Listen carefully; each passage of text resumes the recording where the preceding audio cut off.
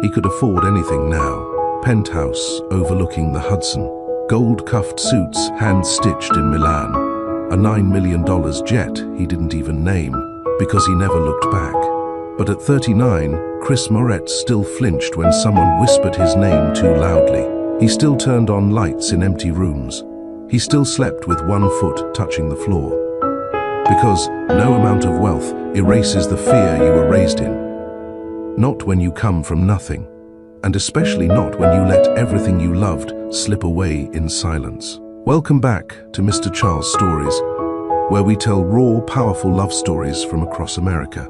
If you've ever watched success cost someone the love they swore they'd protect, you're in the right place. Today's story is about legacy, betrayal, and the woman whose quiet exit shook a billionaire more than scandal ever could.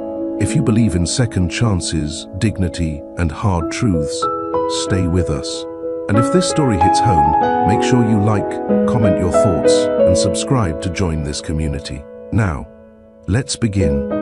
Chris didn't cry the night his mother disappeared.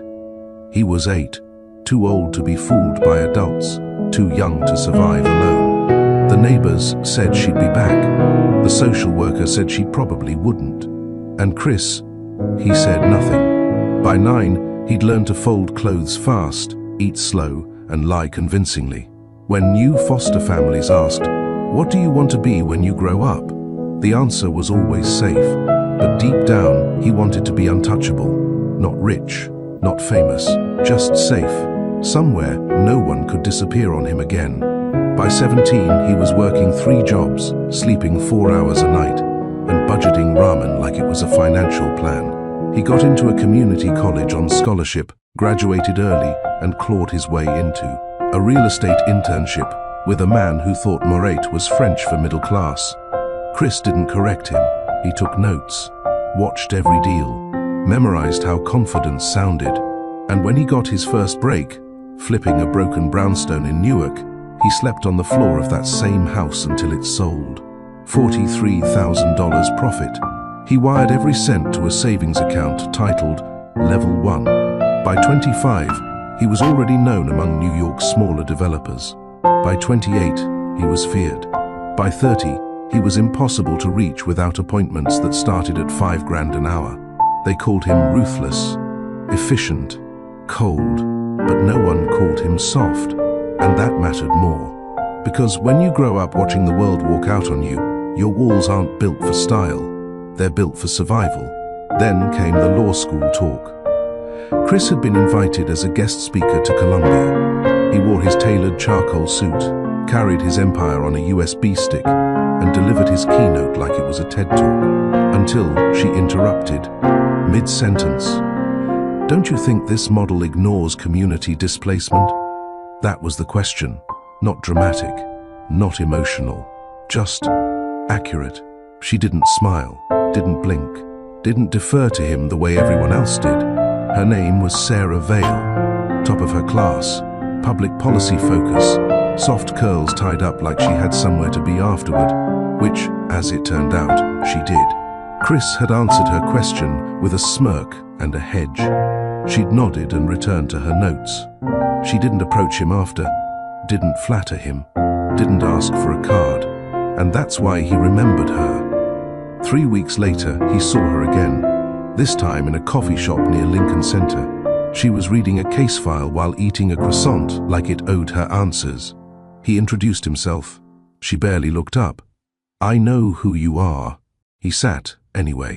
They talked for 40 minutes, about injustice, corporate evasion, and her father's wrongful imprisonment when she was 15. She didn't want luxury. She wanted fairness. And Chris, who had everything to offer except emotional safety, found himself silent again.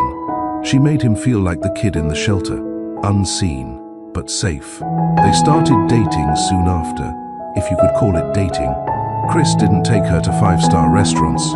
He brought her to construction sites, asked for her opinion on zoning laws, and once gave her a toolbox as a birthday gift. She'd laughed and said, "I was hoping for earrings, but okay." He bought her earrings the next day. They married in a courthouse with 3 witnesses and 1 shaky ring. Chris offered her a penthouse, Sarah asked for a one-bedroom loft in Chelsea. He said, "You sure?" She replied, "I want to hear you breathe when you sleep." And that was that. Years passed. They built a rhythm. He expanded the company. She built a non-profit for legal support to women trapped in violent homes. He pulled 14-hour days. She worked with courts, shelters, and survival stories. They still held hands under the table at dinners, still made tea on Sunday mornings, but something was changing. And Sarah, patient, loyal, resilient Sarah, felt it first. They made a pact early on, never lie, even by omission. Sarah didn't want the kind of marriage people faked for social media. She wanted something real, something honest, even when it hurt. Chris respected that. In fact, that was what pulled him closer to her in the first place, her ability to name truth without dressing it up. They'd agreed, no silent treatments, no fake smiles, no pretending everything was okay when it wasn't. "Say what you mean," Sarah would often whisper, "or I'll feel what you hide." And for the first few years, Chris did. He meant what he said and followed through. He held her hand in public and kissed her shoulder in private. He told her when he was overwhelmed and leaned into her steadiness when he couldn't find sleep. She listened, always, without judgment, without demands. That's what their foundation was built on, honesty and quiet effort. Chris remembered the day they signed the lease for their first place together. It was a dusty loft in Chelsea with creaky floorboards and a draft in the windows. It smelled like old paint and new beginnings. They'd had no couch, no fridge, no curtains, only an air mattress and a single kettle. Chris looked around the room and said, "Can you live in this kind of chaos with me?" Sarah grinned. "Only if you let me pick the curtains." They laughed, and just like that, the air didn't feel so cold. They didn't have much, but they had rhythm. Chris worked late nights flipping abandoned brownstones and negotiating deals with men who barely saw him as legitimate. Sarah spent her days in small legal clinics, helping women who couldn't afford a voice in court. She didn't chase prestige, she chased impact. At night, they found each other again. Sometimes it was just a shared cup of tea at midnight. Other times it was full conversations on the kitchen floor, their backs against cabinets, knees touching. He told her about the clients who tried to undercut him. She told him about the court cases that kept her up at night. They understood each other's silences as well as their words. Chris used to place his hand on Sarah's lower back while she spoke, a gentle, grounding gesture. She didn't comment on it, but she felt it. It was his way of saying, "I'm here, keep going." That intimacy made her feel like nothing outside could shake them. Their wedding was small. 3 witnesses, no band, no fuss. Sarah wore a cream dress that flowed in the wind like a whisper. Chris wore his only tailored suit, navy blue, 2 buttons, sleeves still a little too long. They married in a small courthouse. No press, no fanfare, just 2 people making a choice. "We will choose each other, even on the days it feels like work," Sarah said, eyes steady. Chris kissed her forehead and said, "Let me build you a castle one day." She shook her head with a smirk. "Just build me a life where I never have to guess if I matter." Deal. It was always that simple with her. In the early years, Chris kept that promise. He built a growing empire of renovated buildings, clean contracts and lean teams. Moret Holdings became known in the local development space as fast, efficient and unapologetically shrewd.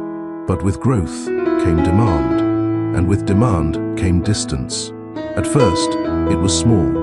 A dinner missed because of a last-minute investor meeting, a weekend retreat postponed because of a potential land acquisition. Sarah understood. She was building too. Her non-profit was gaining traction, getting press, pulling her into leadership seminars. Still, she made time. Still, she came home. Still, she held space. But Chris began to disappear behind his success. He'd walk through the door without noticing the new throw pillow she picked up. He'd eat the dinner she made while scrolling through emails. He'd kiss her forehead instead of her lips, not maliciously, absent-mindedly, and that, she realized, was worse. Sarah didn't blame him, not at first. She believed in seasons, believed in sacrifice, believed in stretching when the load gets heavy, but she also believed in reciprocity, and she was giving everything. There were nights she lit candles and waited, nights she changed twice, hoping he'd notice the difference. Nights she sat with dinner, going cold, until the clock hit midnight. When he walked in, he'd say, "I'm sorry," and she'd nod like it was fine. But it wasn't. The tipping point didn't come in the form of a fight. It came in the form of silence. One day, while folding laundry, Sarah realized she no longer knew what Chris's day looked like. Not because she didn't care, but because he'd stopped telling her. Their check-ins had turned into surface-level exchanges. Busy, same meetings, nothing new. She knew when something was off. So, when a new name started appearing in his calendar reminders and forwarded emails, Irene Velez, Sarah noticed. Chris spoke about her with professional praise. "She's quick, she's sharp. She finishes my thoughts before I can..." Sarah listened. She didn't accuse. She observed. She watched how his tone shifted when he mentioned Irene. She noted how he started saying "we" when referring to business decisions. And Sarah wasn't the second half of that sentence. She also noticed how often he worked late now, how he suddenly needed his phone at the dinner table, how his scent changed, like hotel soap instead of his usual cologne. She wasn't insecure. She was aware. Still, Sarah chose dignity. She didn't storm into his office, didn't demand passwords, didn't call Irene's number in the middle of the night. She stayed, not because she was weak, but because she believed people don't give up on marriage when it gets hard. They fight for it, but you can't fight alone. One Thursday evening, she tried to bridge the gap. She cooked his favorite dish, dressed in the soft blue blouse he used to love, set the table for two with candles and cloth napkins. Chris arrived an hour late, distracted. He kissed her cheek out of habit. She placed the plate in front of him. "Do you still believe in what we promised?" He blinked. "Of course." She lowered her gaze. "Even when I'm no longer the center of your day." He paused, looked at his food. "You're being dramatic, Sarah." She didn't argue. She smiled gently, stood, and excused herself to the bedroom. That night, she cried in the shower, hands over her mouth to muffle the sound. Not because of Irene, but because the man who used to see her fully was now only seeing her in fragments, and she didn't know when that shift had become permanent. Still, she left love notes in his briefcase, still packed his favorite snacks on early morning travel days, still laid her hand on his chest while he slept, remembering what his heartbeat used to feel like when he held her tighter in his dreams. She still believed, but something inside her had started whispering, "You're disappearing." And he hasn't noticed. Then one morning, while brushing her teeth, she looked into the mirror and asked herself a hard question. If I vanished today, would he even pause his meeting? She couldn't answer. And that silence scared her more than any confession ever could. Have you ever stayed quiet, hoping someone would finally notice your absence? Or held on to love so tightly it slipped right through your fingers? If Sarah's quiet strength or Chris's blind drift spoke to you, share your thoughts in the comments. What would you have done in her place? Like, comment, and subscribe to Mr. Charles Stories for more unforgettable stories that speak truth in silence. Sarah was always the kind of woman who noticed things. Not the big, loud things that anyone could point out, but the quiet shifts. The pauses between words, the changes in tone, the way someone's eyes stopped meeting hers when they were hiding something. She had noticed Chris's silence before he did. At first, she told herself it was stress. His business had grown fast, faster than most people could handle without stumbling. New offices, new hires, bigger contracts. He was carrying weight she couldn't fully see. So, she gave him grace. She filled in the silence with understanding. She adjusted her schedule to match his. She offered his favorite meals on nights he looked too tired to talk. She made space. But space, when it stretches too long, becomes absence. And Chris had been absent in plain sight. He was still in the same house. still eating at the same table, still sleeping in the same bed, but the warmth was missing. He didn't hold her the way he used to, didn't ask how her meetings went, didn't light the candles when she was working late like he once did. Simple gestures that once said, "I see you." Now, he barely looked up when she entered the room. They hadn't made love in almost 3 weeks. Sarah didn't track the days on a calendar. She tracked them in her body, in the slow ache of longing, in the way her fingertips brushed against the cold side of the bed, hoping he'd roll over. But he didn't. His phone buzzed more often than she breathed near him. He answered it on the first ring every time. Sometimes he smiled at the screen before locking it quickly. She had no proof, no smoking gun, no lipstick stain, no texts left open by mistake. What she had was a growing certainty that he was giving his emotional attention to someone else, that his laughter, once reserved for her, now lived somewhere outside their walls. She wanted to be wrong, but her gut had never betrayed her. Chris, meanwhile, didn't notice the weight in her eyes. He still kissed her cheek in the morning, still mumbled "love you" when he walked out the door. But his love felt like a signature, familiar, necessary, and absent of energy. He thought he was doing enough. Thought showing up was the same as being present. But presence without connection is a ghost, and Sarah was living with one. She found herself working more, staying at the office later, taking cases she would have passed on months ago. It wasn't out of ambition, it was out of avoidance. Home no longer felt like safety. It felt like a waiting room, and she was the only one watching the clock. Her assistant, Mireille, noticed the shift. "You okay?" she asked one Tuesday as Sarah reviewed case files well past closing hours. Sarah gave a tired smile. "Just catching up." Mireille tilted her head. "You don't have to be strong all the time." Sarah looked up. "I know." But she didn't. Not really. Because strength was all she had left. That weekend, she tried again. She planned a slow dinner, lit the room with soft lighting, played his favorite jazz record from their early days. Chris arrived 40 minutes late. His tie was loosened, and his cologne smelled unfamiliar. He kissed her temple. "Sorry, traffic." She nodded, didn't mention that she had checked the GPS. The roads had been clear. They ate in near silence. He asked about her week. She answered with surface details. When she asked about his, he shrugged. Meetings, same as always. He didn't mention Irene, but her name hung in the room like a shadow no one wanted to confront. Later that night, she walked into his office while he worked on his laptop. "Do you still like who we're becoming?" she asked quietly. Chris blinked. "What do you mean?" She sat on the edge of the desk. "I mean us.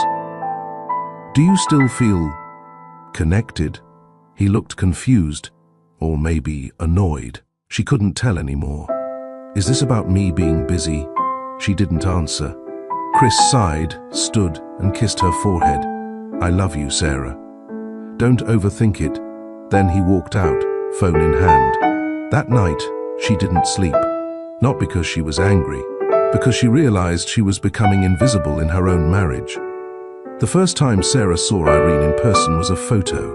A company newsletter had landed on the kitchen counter, half buried under unopened mail.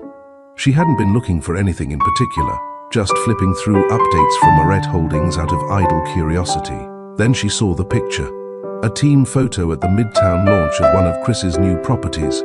Everyone wore black or navy. Irene stood out in white. She was young, mid to late 20s maybe. High cheekbones, confident smile, her body angled slightly toward Chris. Sarah paused. It wasn't the beauty that struck her. It was the posture, comfort, familiarity, like someone who had nothing to prove and everything already given. And Chris, he wasn't touching her, but his shoulders were angled toward her too. It was a small thing, but Sarah's heart knew before her mind caught up. Irene Velez had joined Moret Holdings a year earlier. She was sharp, Ivy League resume, fluent in 3 languages. She handled contracts, project schedules, press inquiries, anything Chris didn't have time for. Quickly, She became known as the fixer. If something slipped, Irene caught it. If someone delayed, she pushed. People admired her, feared her, and in private circles whispered that she wasn't just his assistant. But no one said it to Sarah's face. Maybe because they respected her, or maybe because they pitied her. Chris had mentioned Irene a few times. She's quick. Picks things up before I even ask. She's a machine. Gets everything done and still remembers my mother's birthday. Irene booked it. She knows how I work. The first few mentions didn't bother Sarah. Chris had always been particular about the people he worked with, but the way he talked about Irene felt curated, like he was rehearsing casualness. That's when Sarah started listening between the words. Late one evening, Chris stepped into the shower without his phone. It buzzed on the dresser, once, then again. Not a call, a message. Irene's name flashed. She didn't read the contents. She didn't need to. The hour, the frequency, the rhythm. It all said what words hadn't. Sarah didn't confront him. Instead, she sat on the bed, phone untouched, and asked herself a harder question. What do I need to feel safe again? And the answer was presence, not explanations, not excuses. Presence, the kind that used to sit with her in silence, the kind that used to kiss her shoulder before leaving the room. And right now, that presence belonged to someone else. At work, Sarah's posture changed. She still showed up on time, still led her team, still fought fiercely for her clients, but there was an ache in her voice, a tiredness behind her eyes. Dane Holter, a longtime friend and fellow attorney, noticed. "You've been quiet," he said one afternoon. She nodded. "Just thinking more than talking lately. Everything okay at home?" She paused. "That depends on how you define cake." Dane gave a slow, careful nod. He didn't press further, but his silence said more than questions could. Sarah knew women like Irene, not because of the way she looked, but because of the role she played. The enabler, the breath of fresh air, the one who appeared when a man needed an escape from the weight of real commitment. Irene wasn't necessarily evil. She was just opportunistic. And Chris? He was tired, vulnerable, craving praise. Sarah wasn't blind. She knew marriages could bend. She also knew when they were starting to break. Still, she waited for him to choose her. Not with flowers, not with a speech, with effort, with presence, with eyes that returned to her like home. One night, Sarah stood at the mirror in their bathroom brushing her hair. Chris entered, loosened his tie, and leaned against the doorframe. "You okay?" he asked. She stared at her reflection. "Why do you ask?" "You're quiet." "I've been quiet for months, Chris." He frowned. "That's not true." She turned to face him. "Then tell me the last time you asked me about my work." Silence. She nodded. That was answer enough. Chris wasn't cruel. He was drifting. And in his drift, he'd let someone else take up space Sarah once filled completely. She wanted to yell, to scream, to throw something, but instead, she whispered, "Do you even miss us?" He didn't respond. A week later, she walked into the kitchen and found Chris laughing, genuinely laughing, on the phone. He ended the call quickly when she entered. "Who was that?" she asked softly. He paused. "Irene." Sarah nodded. "She's funny." Chris stiffened. She was just updating me on tomorrow's schedule, but the look in his eyes wasn't professional. It was animated, softened. Sarah smiled tightly. "You used to laugh like that with me." Then walked away. That night, she lay beside him in bed, wide awake while he snored lightly. She studied his profile, memorized the lines in his forehead, the way his lashes curled downward, the freckle near his ear. She didn't hate him. She loved him enough to know he was slipping away. And soon, she would have to decide whether she'd keep reaching, or finally let go. Chris never planned to cheat. Not in the traditional sense. Not with a hotel key or secret rendezvous. Not with lipstick on a collar or perfume on a shirt. He told himself that much. He believed it too, for a while.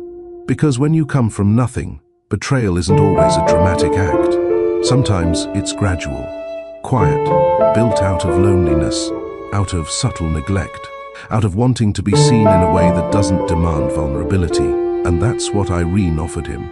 Not confrontation, not responsibility. She offered simplicity. And Chris, who was drowning in obligations and decisions, started to crave that simplicity like air. It started innocently.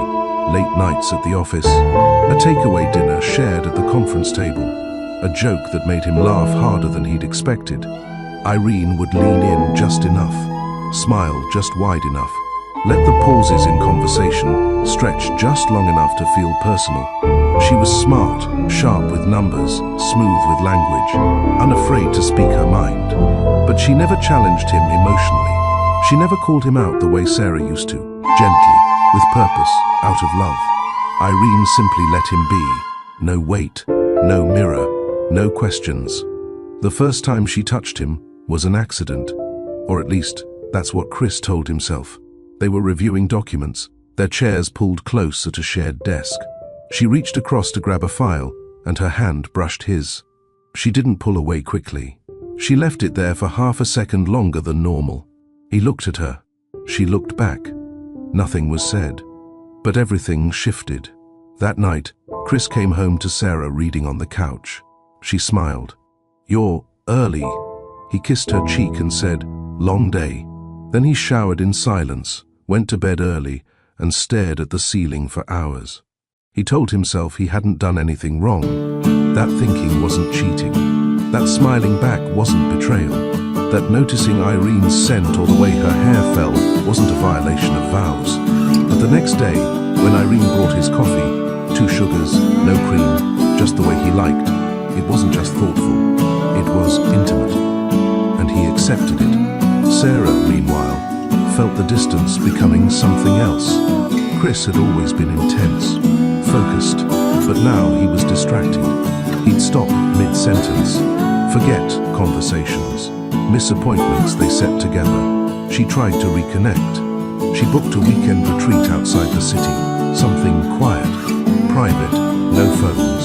He cancelled 2 days before, claiming a scheduling conflict. Sarah didn't argue. She simply said, "I understand," but she didn't. Not anymore. In the office, Irene was deliberate.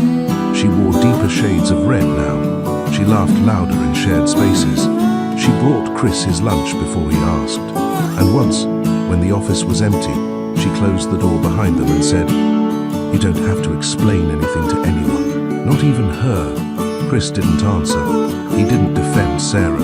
He didn't correct her. He just sat there, and that silence was a choice. The first time he touched Irene's waist, it was brief. A guiding gesture as they walked through a crowded hall during an investor event. His hand hovered a moment longer than necessary. She noticed. She smiled. He didn't pull back. That night, Chris didn't sleep next to Sarah. He claimed exhaustion and worked late at the other apartment he used for meetings. She didn't press him. She didn't cry. She simply added another silent moment to the growing collection. The emotional affair wasn't about sex.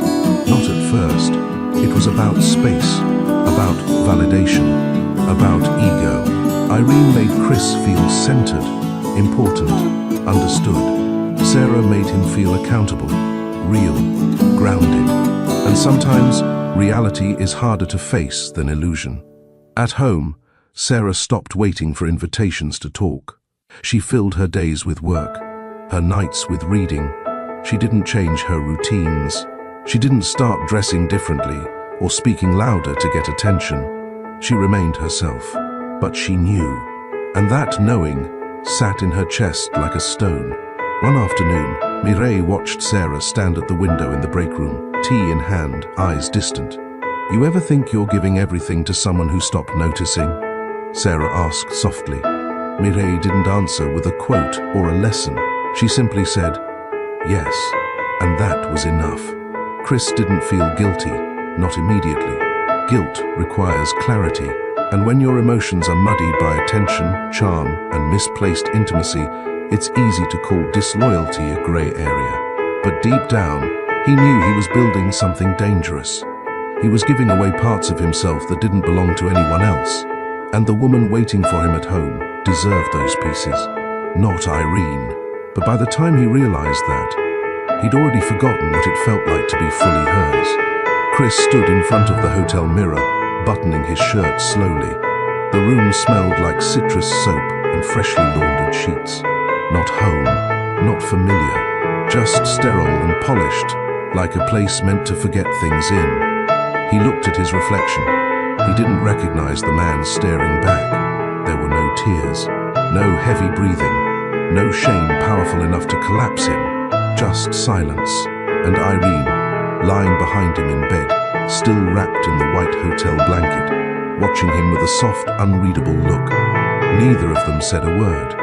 The night before hadn't been planned, but it hadn't been an accident either. Chris had taken Irene to a client dinner, one Sarah used to attend with him. Afterward, she asked if he wanted to grab a drink. He said yes, not because he was lonely, because he was tired of fighting what he already knew he'd allowed. They sat close at the bar, their knees touched, and when she placed her hand over his and said, "I don't want you to keep pretending," he didn't stop her. He followed her to the hotel she always used for business travel. He didn't hesitate, not once. He told himself it didn't mean anything. But that was the first lie, because betrayal doesn't always begin with a kiss. Sometimes it begins with consistent permission to forget, to hide, to be someone else. And Chris had been giving himself that permission for months. Sarah woke up that same morning to an empty bed. No note, no text. She stretched her hand across the mattress. Cold. She didn't panic. She didn't assume the worst. But something in her chest felt hollow, a knowing without proof. She made her tea, fed the dog, read the same paragraph 3 times in a legal brief, and couldn't remember a word of it. At 10:17 a.m., Chris walked in, showered, dressed, composed. "Morning," he said, pecking her cheek. "You stayed at the other place?" she asked. "Yeah, late call with Tokyo. Didn't want to wake you." She nodded slowly. No follow-up questions, no expression, just a tight, practiced smile. That night, she cried into her pillow, not because she had proof, but because her soul had stopped making excuses for him. Chris, meanwhile, returned to work as usual. Irene said nothing. She didn't act possessive, didn't change her behavior. She slipped back into her role seamlessly, but the air between them had changed. Now there was a knowing, a secret, a thread connecting them that had no business existing. Chris thought he could manage it, control it, keep it quiet. But what he didn't realize was that infidelity doesn't destroy marriages with explosions. It does it with erosion, and Sarah could feel the ground shifting. In meetings, Chris found himself distracted. Irene would speak, and he'd study the curve of her jaw instead of the data she presented. He'd hear her laugh in the hallway and flinch, unsure if others noticed how close it sounded to intimacy. At home, he started to overcompensate. He brought Sarah flowers one random Tuesday, booked a spa weekend, made breakfast on a Sunday for the first time in months.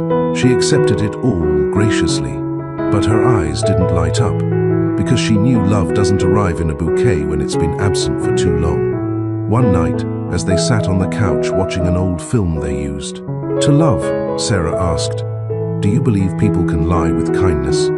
Chris tensed.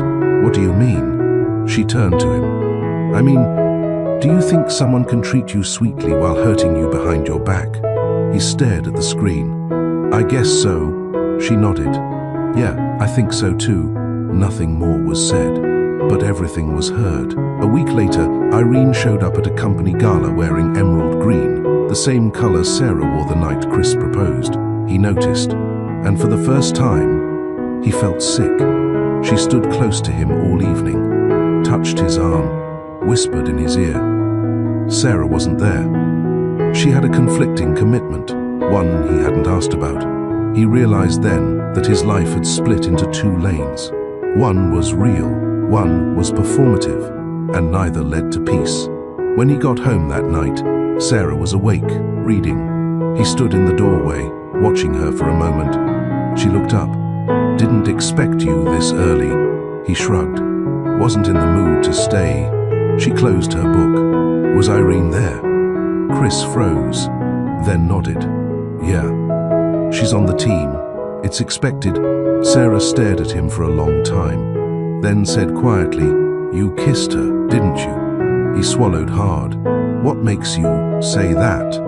You're standing 10 feet away from me, like I might shatter if you get too close." Chris stepped forward, but she lifted her hand. "Don't lie," she said. "Not to me." He lowered his gaze, said nothing, and in that silence, everything crumbled. He didn't confess, but he didn't deny it either. And for Sarah, that was enough. Enough to confirm what her instincts screamed. Enough to understand that the man in front of her had made a choice, and she was no longer part of it. She didn't scream, didn't ask for explanations. She simply stood, walked to the bedroom, and closed the door behind her. Chris remained in the living room, alone with a television that kept playing. But nothing made noise louder than her absence. The anniversary gala for the Veil Justice Initiative had been planned for 9 months. Sarah had curated every detail, from the floral arrangements to the guest list. It wasn't just another fundraising event. It was a milestone, a 5-year celebration of the non-profit she built from scratch. The same one she started with Chris's encouragement, long before silence filled their home. This was her night, her work, her mission, her name on the banner above the stage. It wasn't about fame. Sarah didn't care for applause, but she cared deeply about what this night meant for the women she fought for, those who had no voice, no safety, and no support. She'd practiced her speech twice that morning, rehearsing not in front of a mirror, but with the same firm grace she carried into courtrooms. Chris hadn't said whether he'd attend. He was on the flyer.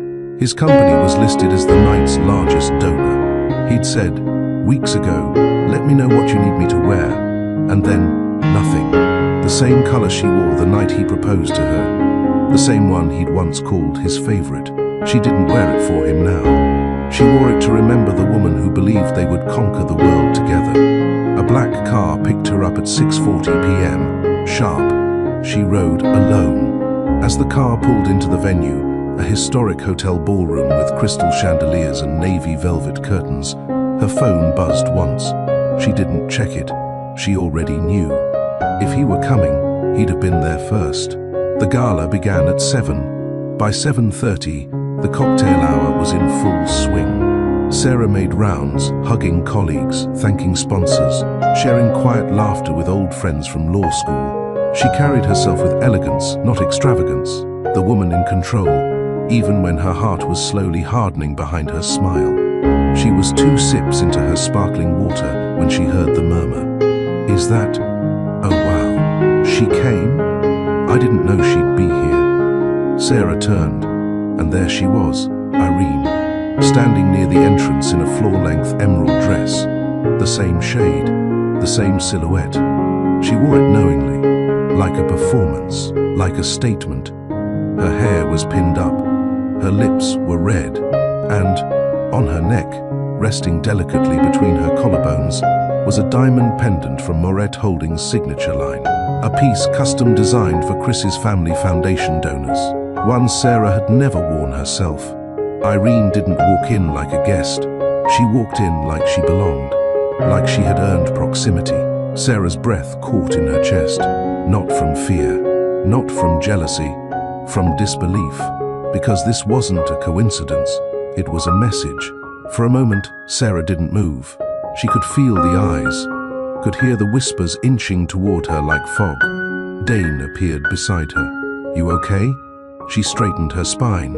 "I'm not sure yet." Dane looked across the room. "She's bold. She's calculating. You want me to remove her?" Sarah shook her head slowly. "No. She came to provoke something. Then what do you want to do?" Sarah met his eyes, calm, steady. "I want to remind her who the room belongs to." The MC took the stage. "Ladies and gentlemen, please take your seats. Tonight, we honor 5 years of justice, resilience, and the woman whose vision made it all possible. applause, spotlight. Please welcome Sarah Vale. She walked with grace, no rush, no falter. Her heels echoed like punctuation. She didn't glance at Irene, not once. She reached the podium, adjusted the mic, and smiled at the crowd. But her smile didn't reach her eyes. This foundation wasn't born in a boardroom, she began, voice steady. It was born in a tiny kitchen, after a woman told me, through tears, that justice felt like a luxury, that surviving wasn't the same as living. The room fell silent. I built this not to rescue, not to replace the system, but to remind women of their power, to remind ourselves that peace, safety, and dignity aren't gifts. They're rights. Another ripple of applause. Sarah looked out across the audience. She found Irene. She didn't flinch. But tonight, Sarah continued, I don't stand here as someone's wife. I stand here as a woman who refused to let silence become her sentence. The room exploded. And Chris? He wasn't there to hear it. Applause roared, but Sarah didn't flinch. She didn't blink. She simply stepped back from the podium with the calm of a woman who, already made peace with what she wasn't going to fight for anymore. The moment wasn't about vengeance. It was about reclamation, and she'd done it, with words that sliced softly, without names, without drama. Yet somehow, everyone in that room understood what had been taken from her, and what she had taken back. Irene clapped, slowly, but her smile faltered, because it was clear now, the stage she walked into like a spotlight was never hers to own. The green dress, the necklace, the presents, it had all been borrowed from a story she was never written into. Sarah didn't look at her as she descended the stage, didn't spare a glare. That would have implied Irene mattered enough to deserve one. Instead, she walked to her table, greeted a retired judge with a kiss on the cheek, and sat with perfect posture. Power wasn't always loud. Tonight, Sarah proved it could be quiet and absolute. Dane leaned over. You sure you don't want to clear her out? Sarah sipped her water. No need. She brought herself into a room that reminds her she's tempering. And Chris, Sarah exhaled, is wherever men go when they're too weak to watch the consequences of their choices. Dane didn't press further. He didn't need to, because even without being told, he could feel that Sarah's goodbye had already started. It was not theatrical, not bitter, not angry. It was already done. Irene moved differently now. She avoided eye contact, smiled only when directly spoken to. For the rest of the evening, she became a spectator, a decoration in a dress too loud for the weight she'd failed to carry. When dessert was served, she slipped away. No goodbyes, no trace, not even a glance back. After the event, Sarah stood by the exit, thanking guests. Her eyes sparkled, her smile warm, but everyone could see it. She was finished with pretending. She didn't mention Chris once that evening, didn't introduce herself with his name, didn't reference his company during her speech. He was invisible, not because she wanted to erase him, but because his absence had erased itself. 2 days later, a brown envelope landed on Chris's desk. No courier, no signature.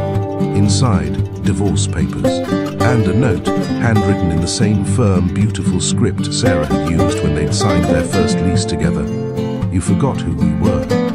I won't. Chris stared at the letter for a full minute. The room around him faded. Emails unread, calls unanswered. Irene knocking gently on the door, wondering why he hadn't responded to her text from the night before. He didn't speak. He didn't move. He just sat, and for the first time in a decade, he realized the silence wasn't peaceful. It was final. He went home that night. The penthouse was quiet, too quiet. Sarah's closet was empty, her slippers by the door, gone. The orchid she used to water every Sunday, missing. He walked into the bedroom and found the only thing she left behind, a journal. Not the one she used for work or court prep. This one was personal. The leather-bound one she never let him read. It was closed, but she had bookmarked a page with a ribbon. He opened to it. One line, written months ago. When love stops choosing you, Silence speaks louder than betrayal. He sat on the bed, journal in hand, and wept, not for what he did, but for who he stopped being. Chris had watched empires collapse, deals that took months to secure, vaporized by a poorly timed headline. Partners he trusted, suddenly silent once the ink dried. But nothing, absolutely nothing, prepared him for the way Sarah left. No shouting, no scene, no accusations, just a calm, quiet extraction of herself from his life. And that was the final straw, not for her, for him. Because the worst heartbreak isn't when someone leaves you angry, it's when they leave you empty. The day the divorce papers arrived, Chris stared at them for over an hour. He didn't touch the envelope right away, just stared, like opening it would make it irreversible, as if it wasn't already. The handwriting on the note was unmistakably Sarah's. Strong, elegant, measured. You forgot who we were. I won't. He read it once, then again, then a third time, each reading heavier than the last. He didn't cry, not immediately.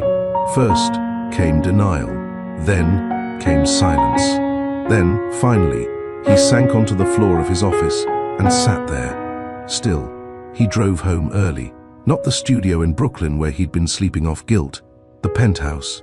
The one Sarah had made feel like something more than expensive glass and cold marble. At first glance, nothing seemed missing. The rugs were still there.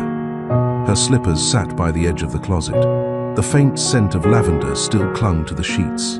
But when he opened her side of the wardrobe, empty, every hanger bare. He moved to the bathroom. The counter was spotless. No makeup bag, no brushes, no half-used moisturizer jars he always pretended to be annoyed by. Gone. In the living room, the cozy blanket she used every Sunday. Gone. In the kitchen, the labeled containers she kept for meal preps. Gone. Only the spaces where she used to exist remained. And suddenly he realized she hadn't left a mess. She'd left a message. He wandered to the bookshelf and found the journal. The one she always wrote in, but never showed him. He opened to the book-marked page. When love stops choosing you, silence speaks louder than betrayal. He closed the book. This wasn't about the affair anymore. This was about everything he stopped being. Long before Irene ever stepped into the picture. That night, he poured a drink. Then he poured it down the sink. He sat on their bed. And finally, he wept. Not because Sarah was gone, because she'd let go. At work, he went on autopilot. The suits were still pressed. The assistants still answered on cue. The board still approved his plans. But something in Chris's eyes had changed. He no longer looked at the skyline like it belonged to him. He looked at it like it was a prison he'd built with his own hands. Irene noticed it first. The distance, the stiffness. He no longer lingered when she entered the room. Didn't offer lunch meetings. Didn't comment on her appearance. He was polite, professional, cold. She showed up to a staff function in a soft red dress and stood beside him during the photos. He stepped slightly away. She didn't say anything then. But a week later, she confronted him in his office after hours. "You've been different," she said, arms crossed. "I'm trying to be," he replied. "You're not even pretending anymore." "I don't want to pretend." "Was it all fake, Chris?" He shook his head. "No, it just wasn't real in the way I needed it to be." "And what way is that?" "The way Sarah was." The words dropped between them like stone. Irene stared. "So, I was a detour?" Chris leaned back. "You were a mirror. You showed me how far I'd drifted." She let out a bitter laugh. "And now what? You get to go find yourself, and I get to disappear?" "No," he said softly. "You get to leave before I hurt you worse." And just like that, whatever illusion they'd built together broke. Irene didn't quit. She remained at the company. Strictly business. But the air between them was now a void. Her voice had lost its warmth. His gaze had lost its drift. There were no more late-night calls, no lingering smiles, no accidental brushes of hands, only work, and the ache of what neither of them could name out loud. Chris began spending more nights at the Brooklyn apartment. The space was smaller, simpler, no skyline view, no echo of Sarah's laughter from months ago. He started sleeping more, drinking less. He deleted Irene's number. He turned off notifications. He bought a notebook and began journaling for the first time in years, mostly letters he'd never send. Some for Sarah, some for himself, some to the boy he used to be before the world taught him that love was a luxury he couldn't afford. One night, he found himself standing in front of the Vale Justice Initiative headquarters. It was dark, closed, but he needed to see it, to remind himself of what she'd built, to witness the result of every late night she spent fighting for people he'd never given a second thought to. She'd always chosen purpose. He'd always chosen control. And when he lost her, he finally understood the cost. He returned to the penthouse, to their room, and for the first time in months, he stripped the bed bare. He washed every linen, removed every memory. He took the orchids to her office building and left them anonymously at the front desk. No note, no name. Just closure. For her, not for him, because he knew he wasn't ready for that yet. Irene Velez was no fool. She'd studied powerful men for years, watched them from across boardrooms and corridors, listened closely in elevators and during coffee runs. She knew their rhythms, their weaknesses, their habits.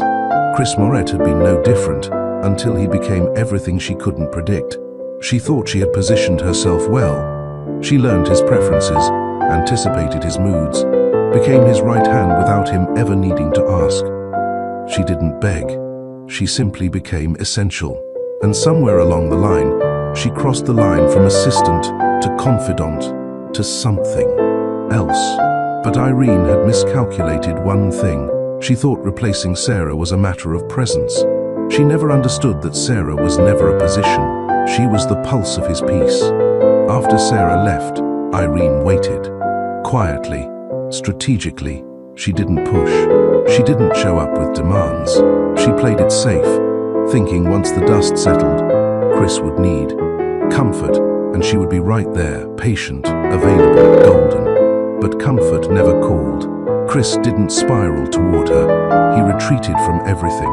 From Irene, from events, from the version of himself he let the world adore. And as the days passed, Irene felt it. The tightening gap, the growing irrelevance. She tried small things. A handwritten memo with a personal note, a fresh suit delivered to the office, an after-hours coffee order waiting on his desk. Each time, thank you, but no warmth, just formal, final. One Thursday, she brought up a meeting proposal. "We could do dinner with the Vegas investors," she said. "You'll want to smooth the pipeline." Chris didn't look up. "Book a conference call instead. They liked you more in person." He paused. "I'm not who I was when they met me." Irene straightened. "You mean before she left?" He finally looked up. "I mean before I disappointed the person who believed in me the longest." She exhaled. "You don't think you deserve happiness now? I think I mistook adrenaline for love, and ego for intimacy. I wasn't just a distraction," she said quietly. Chris nodded. "I know, but you were never home." That stung, because somewhere inside, Irene still thought she could become that, given time, given opportunity. But Sarah hadn't become home. She had been it from the beginning. Irene didn't walk out. She wasn't the crying type. But that night, she drove home to her high-rise apartment and finally looked at herself long enough to understand what role she played. Not the villain, not the temptress, just the option. The one who waited for a broken man to see her as a solution instead of a symptom. She started arriving to work later, stopped wearing red, stopped trying to be noticed. Chris didn't comment on it, because there was nothing left to salvage between them. And strangely, that made it cleaner. No chaos, no implosion, just a mutual realization that what burned bright had no foundation underneath. Meanwhile, Chris began dismantling his routine. He cancelled 2 business trips. He rescheduled press interviews. He stopped appearing on real estate panels he used to dominate. He walked into meetings and asked his partners, "Who benefits from this besides us?" They blinked, confused, hesitant. It was the first time they'd heard him speak like that. But Chris wasn't chasing expansion anymore. He was chasing meaning. One afternoon, he asked to review the Moret Foundation's donation breakdowns. The director pulled up the chart. He studied it for 10 minutes, then said, "Why don't we fund more grassroots non-profits? Where's the housing support for people post-incarceration?" The director tilted his head. "We've never had a directive to prioritize that." Chris replied, "You do now." Irene heard the shift through whispers in the hallway. He's different, quieter, focused, but on things that don't make headlines. She watched from a distance as Chris shed the parts of himself that once made him magnetic. Not for the public, for Sarah. Even if she never returned, he wanted to be the man he was before power turned his priorities upside down. 3 weeks after receiving the divorce papers, Chris met with his lawyer. He didn't contest a thing. Assets, properties, stocks. He signed them away with no fight. The lawyer looked at him. "You're sure?" Chris nodded. "I owe her more than what's on paper." The lawyer asked, "Do you think she'll forgive you?" Chris closed the folder. "I'm not doing it for forgiveness. I'm doing it so I can look at myself again." The next day, Chris sent a silent message, a private wire transfer to the Veil Justice Initiative, $3 million, no press release, no announcement, no "in memory of" note. Just an anonymous gift with one purpose: to sustain what she built, to continue her mission, to say, "I remember." Irene read about the transfer through an internal report. She knew instantly it was from him, and she smiled. Not bitter, not wounded, just resigned. Because even when he gave away his money, he was still spending it to get closer to the woman who taught him how to be whole. That week, she asked for a transfer to another division. No tears, no drama, just a quiet exit. Because she too had miscalculated her place in his story, and she finally understood it was time to stop waiting at a door that would never open again. Have you ever mistaken proximity for purpose? Or chased someone's heart while they were still trying to remember who they were without you? Irene's misstep wasn't malice, it was misreading the silence. Chris's transformation didn't start with guilt, it started with loss. If this chapter made you reflect, drop a comment below. What lesson stood out most? Tap the like button, share with someone who needs it, and subscribe to Mr. Charles Stories for more moments that mirror real choices. Sarah didn't believe in revenge. She believed in healing loudly, so silence never had power over her again. After the divorce finalized, she didn't disappear. She emerged. The woman who once kept to herself at the Veil Justice Initiative became its heartbeat. She stepped into every role she once delegated, walked through the halls with purpose, consulted on every case. Her team noticed, the community noticed, and so did the media. Articles surfaced. From ex-wife to advocate, Sarah Moret's next chapter, Justice Has Her Name. Inside the Veil Initiative's revival. When asked about her past, Sarah never answered directly. She spoke only about the future. "I'm not rebuilding," she told one interviewer. "I'm redefining." But at night, in the quiet of her small condo, she read the letters. Not from Chris, from women, survivors, clients, people she had helped through the darkest legal battles they'd ever faced. They wrote thank you notes, emails, anonymous posts, and buried beneath those messages were the pieces of herself she'd almost lost. She remembered the girl who went to law school with a fire in her chest, the woman who built the foundation with no budget and all belief. She missed that version of herself. Now she was becoming her again, not in spite of what Chris did, but because she finally stopped trying to save a man who refused to save himself. Still, memories don't leave just because papers are signed. Some mornings, she reached for her mug and almost poured 2 cups of coffee. She walked past the store where Chris used to surprise her with sunflowers and paused. She turned off a jazz playlist midway because it reminded her of late nights in the Manhattan penthouse, when his walls came down and his soul spoke in piano keys. But each time she reminded herself, grief isn't weakness. It's proof you loved with sincerity. And healing doesn't ask you to forget. It asks you to forgive yourself for what you accepted before you knew better. One Tuesday afternoon, her assistant entered with an envelope. "From the Veil Board," she said, brow raised. "Looks personal." Sarah opened it and blinked. Inside was a check, a donation, anonymous. Amount $3 million. Her chest tightened. She knew. No one else could have sent that. The silence, the specific figure, the method, all signatures of the man who once funded her dreams and broke her heart in the same breath. She didn't call him, didn't text, didn't send a note. She let the action speak and stayed quiet because she needed nothing more. In another city, Chris sat across from his therapist. Yes, his therapist, something he once mocked, now his weekly ritual. He spoke less about Sarah and more about himself. "I built a world that never required me to listen," he said. Even when she whispered, "I only heard noise." The therapist asked, "And now?" Chris looked out the window. Now, I'd give anything to hear her say the most boring thing about her day. The shift in him wasn't performative. It wasn't about getting her back. It was about becoming a man who could be proud of the mirror again. He downsized, moved into a 2-bedroom home, simple, no staff, no elevator. He started driving himself, grocery shopping, doing his own laundry. He relearned life. He also reread her book, Veil's Voice, the intersection of justice and humanity, front to back.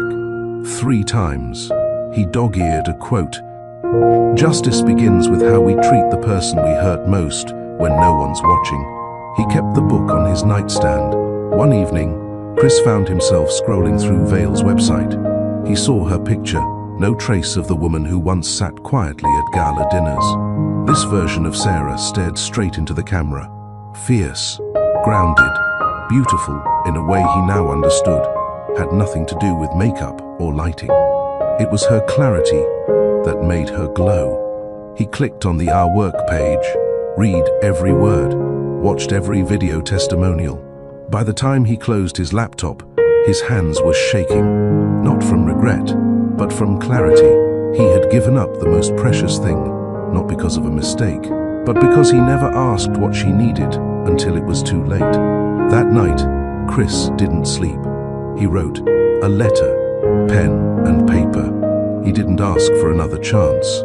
He didn't romanticize the past. He just wrote one honest page, starting with, "Sarah, you don't owe me anything, but I needed to tell you what I never said." Across town, Sarah hosted a community panel for women re-entering the workforce post-incarceration. She spoke from the heart, not as an expert, as a woman who'd rebuilt from the inside out. At the end, a teenager in the audience asked her, "How do you know if someone really changed?" Sarah paused. "If their apology centers your healing, not their guilt," she said. "And if they never expect applause for becoming who they should have been all along."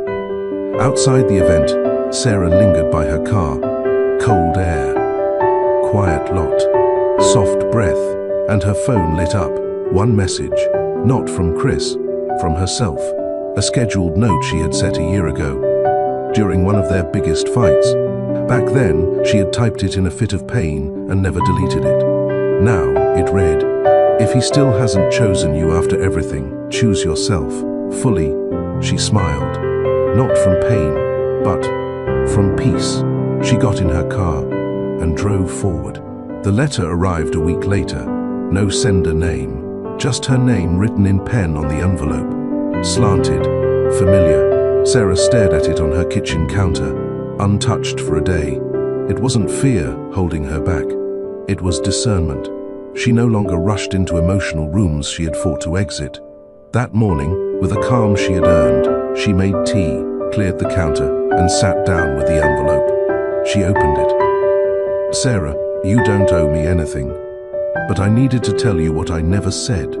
Chris's handwriting filled both sides of the paper. No poetry, no blame, no bargaining, just truth. I failed you, and I failed the version of myself who once looked at you and saw the whole world. I've been in therapy, not because I want you back, but because I couldn't. I'd bear the thought of hurting anyone the way I hurt you again. You deserved a partner, not a project. A listener, not a judge. A home, not a hotel. I gave you the shadow of a man who hid from his own fears. Now, I wake up, make my own coffee, fold my own laundry, and read your book before bed. Not because I'm romanticizing the past, but because I'm finally living in the present. If you never respond, I'll understand. But if one day we meet again by accident, at a bookstore, a court case, or a quiet street, know this, I will not pretend we never happened. You made me better, even if I lost the right to show it. No signature, just a line at the end. Thank you for not becoming what I made you feel. Sarah sat for a long time, unmoving. The letter didn't reopen wounds. It acknowledged them. That alone brought peace. She didn't cry. She didn't smile. She folded the letter and placed it in a drawer, not to revisit, but because some truths deserve to be kept. Later that week, she spoke at a university law class on justice systems and ethical reform. During Q&A, a student asked, "What's your take on second chances?" Sarah didn't answer immediately.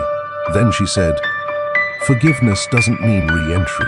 Sometimes the kindest thing we can do for someone who hurt us is let them become someone better without access to us." Meanwhile, Chris had been volunteering at a community center outside the city. He helped tutor underprivileged teens in math and financial literacy. They didn't know who he was, not the billionaire, not the scandal, just Mr. Chris who brought pizza and taught budgeting. For the first time, he saw impact that wasn't tied to money. Kids stayed back to ask him questions. Mothers nodded with gratitude. He felt useful, human. One Saturday, a girl named Alina, maybe 12, stayed after class. She held up her worksheet. "I got everything wrong," she said. Chris reviewed her answers, then asked, "Did you try?" "Yeah," she nodded. "Then you're already halfway better than the guy I was 10 years ago," he said, smiling. She grinned back. Back in the city, Sarah's schedule grew busier. Her team expanded. Vale got a grant from the state and national recognition for its role in women's rights and criminal justice advocacy. She attended award dinners, gave speeches, sat on panels, but she never chased attention. She let her work speak louder than her past. One night after an event, a guest speaker approached her. Tall, quiet, respectful. "I'm friends with Chris," he said plainly. Sarah tilted her head. "I just wanted to say," the man continued, "he doesn't talk about you to anyone. But he's different now. Not in the way people fake when they want something. In the way people become when they've sat in silence long enough to hear their own patterns." Sarah nodded once. "Thank you," she said. Not because she missed him, but because she appreciated the rarity of change. By December, Sarah spent most evenings on her balcony with a blanket, sipping chamomile and journaling. No more rushed dinners, no more answering to another schedule. She traveled, alone, with friends, to places she once said someday about. She laughed louder now, smiled wider, not because her heart was full of someone new, but because it wasn't weighed down by someone old. And yet, the ache didn't vanish. Grief was like an echo. It fades, but still answers if you call. But peace became her new language. And when the loneliness came, she reminded herself, you didn't lose a man. You lost the illusion of who you thought he could be. And what replaced him was real, solid, unshakable. You. The week before Christmas, Sarah stopped by the community center where Chris volunteered. She wasn't there to see him. She was dropping off legal pamphlets for underrepresented families. But fate had other plans. He was by the copier, helping a boy fix a jammed machine. When he looked up, he froze. She stood there, hair curled, coat open, calm eyes. Neither spoke first. The kid left, clueless. Chris approached slowly. Sarah. She nodded. "Hi, Chris. Long pause. "I didn't expect to see you here," he said. "I didn't expect to feel okay seeing you," she replied, voice even. He blinked, stunned by her peace. "I read your letter," she added. He inhaled. "I didn't respond because it wasn't asking for one." He nodded. "I meant every word." "I know," she said, and with a soft half smile she added, "You're better now. I can see that." "Because of you," he said. "No," she corrected gently. "Because of you. That's how I know it's real." They stood in silence. Not painful, not awkward, just full of everything they didn't need to say anymore. Finally, she glanced toward the exit. "I'm proud of my healing," she said. "Not because it brought me back to you, but because it didn't require you to happen." Chris smiled. His eyes glistened. "I'm proud of you too." She turned, began to walk, paused, then looked back. "Merry Christmas, Chris." He nodded once. "Merry Christmas, Sarah." And just like that, they parted. No promise, no plan, no relit flame, only peace. And sometimes, that's the best kind of closure. Winter softened the edges of the city. Snow blanketed rooftops, muffled the streets, and lit up the sidewalks with silver light. Sarah walked alone toward her office, not out of necessity but choice. She liked the cold. It was honest. She passed the bookstore Chris once took her to. The sign was different. A new name, new owner. Life moved forward, whether hearts wanted to or not. Inside Vale's office, the mood was warm and bright. Holiday garlands wrapped the railing. A tree stood modestly in the lobby, decorated by staff and a few of their clients' children. Sarah took it all in, no longer the overworked woman checking every corner for problems, but the leader who trusted her people. She greeted her assistant, reviewed briefs, signed 2 partnerships, and took a call with a judge advocating for pre-trial legal aid reforms. Progress wasn't always dramatic. Sometimes it looked like this: meetings, paperwork, slow victories that built a better world. Across town, Chris sat in a modest apartment, half the size of his old penthouse. Still high-rise, but simpler. Earth tones, fewer mirrors. He stood at the stove, flipping pancakes for his nephew, Marcus, who'd stayed over. "You ever going to teach me stocks?" Marcus asked between bites. Chris laughed. "You're 12. Exactly. I want to start early." Chris handed him a printed worksheet. Budget first, wealth second. Marcus groaned. "Trust me," Chris said, ruffling his hair. "If I'd started there, a lot of people wouldn't have gotten hurt." Later, at the community center, Chris met with Elena again. She handed him a card.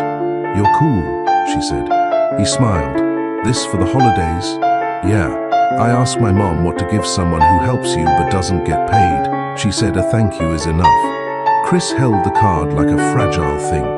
No woman, no trophy, no company board had ever made him feel more seen. "Thank you," he said, and he meant it. At Vale, Sarah wrapped up the day with her team. They exchanged small gifts, took a group photo, and toasted with sparkling cider. One of the interns stood up shyly. "Miss Sarah," she said, "I used to think strong women didn't cry, but then I saw you cry in a hearing and keep going anyway. And now I know strength isn't about hiding. It's about choosing what matters." The room clapped. Sarah blinked fast, smiled, and raised her glass. To choosing what matters, the days passed. Christmas neared. Sarah spent the holiday with her parents and 2 cousins. They laughed over card games and cooked together, her dad playing old music too loudly, her mom humming while peeling potatoes. Her phone buzzed once, from an unknown number. A photo, a box of canned goods, books, and a letter from a community kid. Below it, Chris had written, "You started this. I'm just adding bricks." She smiled, didn't respond, didn't need to. In January, Sarah was offered a national role, senior advisor to the state's Justice Reform Panel. It was high pressure, public-facing. She hesitated. She loved her work at Vale, but maybe this was the next chapter. She called her mentor, Judge Bryant. "I'm scared I'll lose what makes me grounded," Sarah confessed. The judge chuckled. "Sarah, you've planted too many roots to be blown over by altitude. Fly." She accepted the position. Chris saw the news the next day. He didn't call, didn't write. He showed up, not at her office, not at her home, but at a conference 2 weeks later where she was set to speak. He bought a ticket, sat in the audience, watched her hold the stage with grace and conviction. When it ended, he stood at the back. Sarah saw him, paused, then gave a small, respectful nod. That was all. And it was enough. Later that month, Chris got offered a job, not CEO, not investor, Director of Financial Education Programs for Youth Outreach, a fancy way of saying, teach real skills to real kids. It paid a fraction of what he once earned. He said yes without blinking. Sarah's life became a balance of travel, advocacy, and downtime. She learned to say no to what drained her and yes to what restored her. Yoga on Wednesdays, book club once a month, therapy every other Tuesday. She journaled, ate well, slept early, and when the ache visited, the kind that whispered, "What if?" she let it come, but didn't let it stay. Chris sometimes walked past Vale's building, not to see her, just to remind himself how much one woman can do when she chooses herself. He stopped sending letters, stopped waiting for a reply. He built his own rhythm, and in it, he found a new kind of wealth. The kind no headline captures. Winter melted slowly into early spring. Sarah stood at the window of her new apartment in Washington, D.C., overlooking the river. It wasn't flashy, just high enough to catch the sunrise, quiet enough for peace. She brewed tea as the radio played soft jazz in the background. Her phone buzzed, a message from her cousin back home. "Mom says Chris spoke at the school today. Financial literacy stuff. They loved him." Sarah smiled faintly. She replied, "Good. He always did have the voice for a stage." At the outreach center, Chris adjusted the sleeves of his flannel shirt and answered a young girl's question about saving. "But what if I want sneakers and to save?" she asked, arms crossed. "You can want both," he said, "but you have to choose the order. Want doesn't equal need." She thought hard. So, save first. Every time, the small group of teens nodded slowly, writing it down. Chris glanced at the back wall. A quote was painted there now, one he'd submitted anonymously months ago. "Discipline is love for your future self." He lived by it now. Sarah's new office was smaller than her one at Vale, but filled with purpose. Law books, a vision board, and a simple framed photo of her parents on their wedding day sat on the desk. The justice panel meetings were intense, heated, male-dominated. Sarah never raised her voice, but her words always landed with weight. "You want to reform the system?" she said once. "Start by making it understandable to the people inside it." Afterward, a junior official pulled her aside. "You make it hard not to listen." Sarah thanked him. She no longer needed praise, but she welcomed alignment. A weekend in March brought an unexpected detour. Sarah was invited to speak at a youth summit in her hometown. She hesitated, then accepted.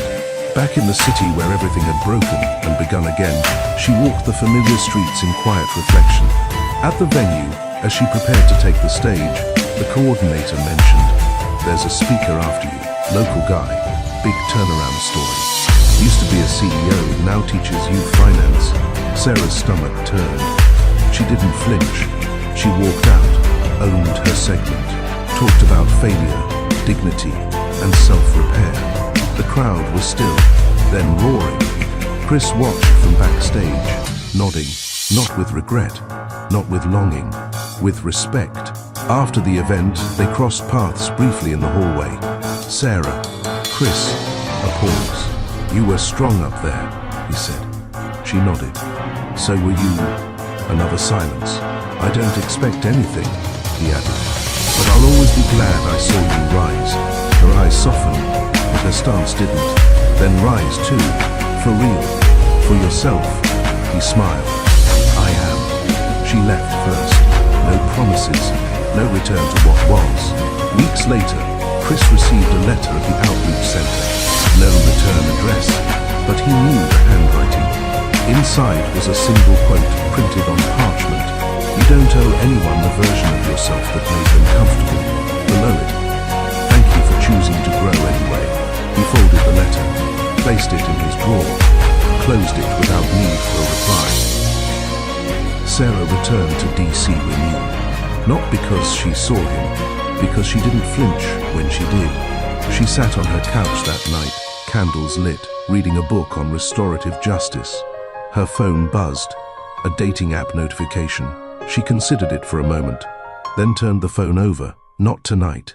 She was not healing to find someone else. She was healing because she deserved to. Chris stood in a park one afternoon, watching a youth baseball game. One of the boys from his program waved at him from second base. He waved back. Behind him, a woman approached, mid-30s, bright eyes, warm energy. "You Chris?" "I am. I'm Elle, Jonah's mom. He talks about you like you invented math." Chris chuckled. "Glad to hear he's listening. You free for coffee sometime?" "I have questions. About how to help him manage money better." He paused, then nodded. "Sure." Sarah met her team the next day with a new proposal on trauma-informed courtrooms. When they asked why now, she said simply, "Because accountability isn't punishment, it's change." By spring's full bloom, their lives no longer touched, but their impact did, in courtrooms, in classrooms, in quiet places where decisions reshape destinies. And while neither chased a future together, they both honored the one they finally chose, one of dignity, of peace, of deep, unshakable self-worth. Chris stood at the tall windows of the penthouse, hands in his pockets, watching the sun rise above the skyline he once felt he owned. The morning light didn't warm him. It exposed everything. Behind him, the apartment was quiet, empty. The energy that once buzzed through the space, her laughter, her cooking, even her silence, had vanished. Sarah hadn't been back since the confrontation, since Blair's unraveling in the boardroom, since the silence between husband and wife became louder than any argument could ever be. He checked his phone. No messages. He didn't deserve one. He deserved the stillness he stood in. A knock at the door broke through. It was Terence.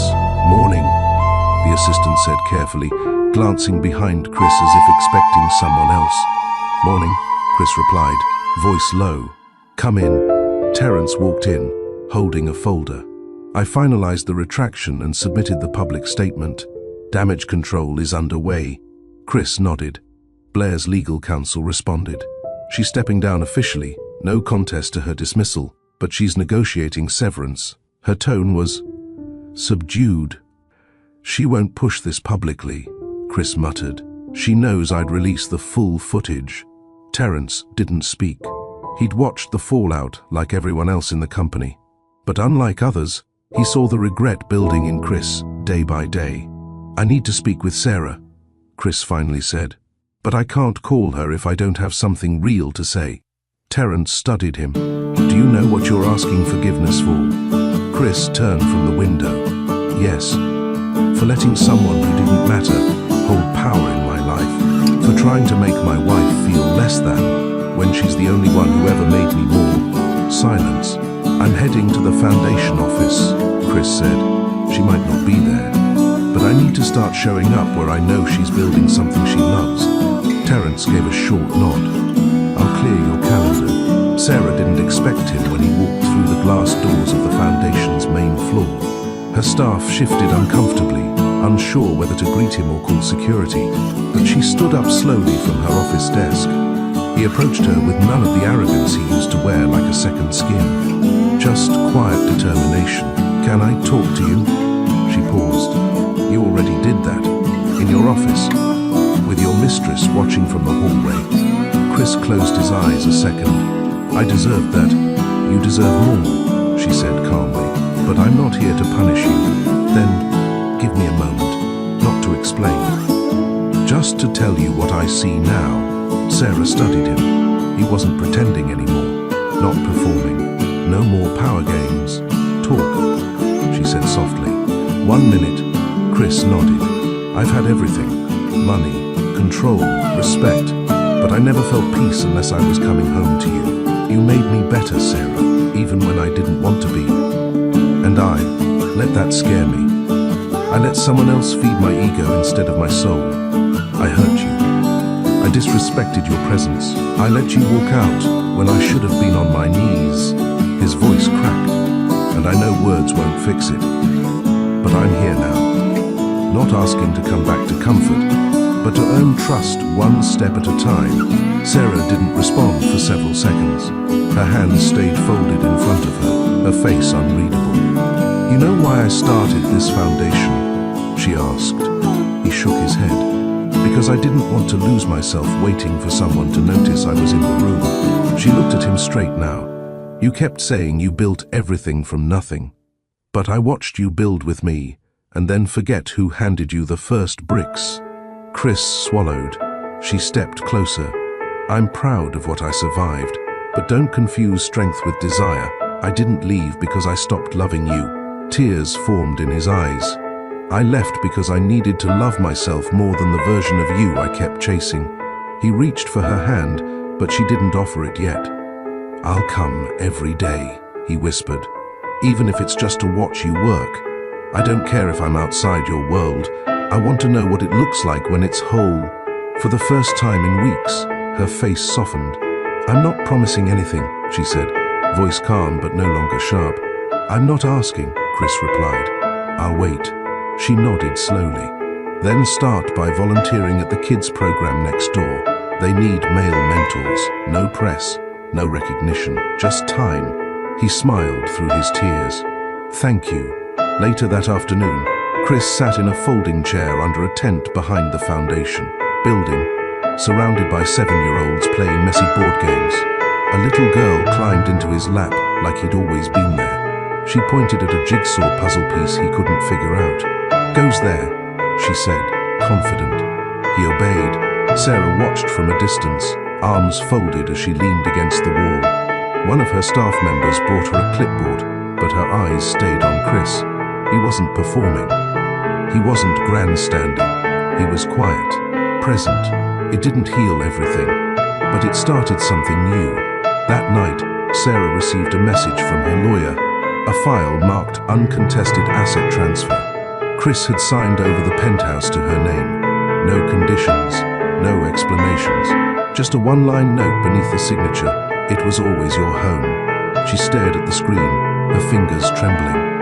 Her breath caught somewhere between shock and confusion. This wasn't strategy. This wasn't manipulation. This was the man she married, not the one who lost himself in rooms of mirrors. She closed her laptop slowly.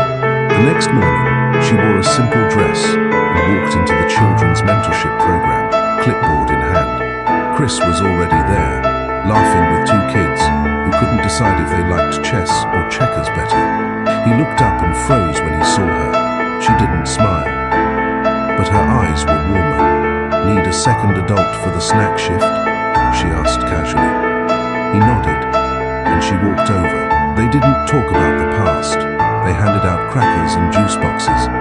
But he noticed her reach didn't shake anymore when he passed her the tray. And she noticed he wasn't watching the door anymore. He was watching her.